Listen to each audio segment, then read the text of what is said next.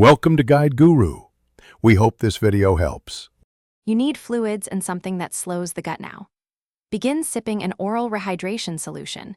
This replaces lost electrolytes and prevents dehydration. Once you can tolerate sips, switch to small, frequent amounts of brat foods, banana, rice, applesauce, toast, to bind stool and reduce frequency. Make sure to avoid dairy, greasy foods, fiber-rich vegetables, and alcohol because they can worsen loose motion. If you have fever or bloody stools, seek care immediately. Otherwise, continue fluids and binding foods for the next few hours.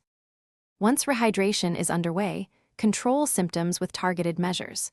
You can take loperamide to reduce stool frequency, only if there is no high fever or blood, since it can trap infection. For children, add oral zinc 20 mg daily for 10 to 14 days to shorten episodes. Meanwhile, probiotics such as Lactobacillus or Saccharomyces boulardii help restore healthy gut bacteria and may speed recovery. Make sure to space medications from antacids, and stop loperamide if you develop worsening pain, fever, or bloody stools.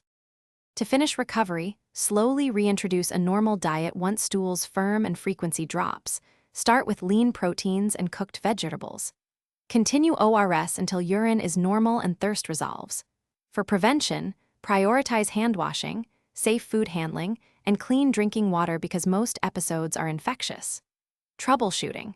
If diarrhea persists beyond 48 to 72 hours, if you have high fever, severe abdominal pain, blood in stool, or signs of dehydration like dizziness or low urine, seek medical evaluation promptly. Thanks for watching. Consider subscribing if we helped you today.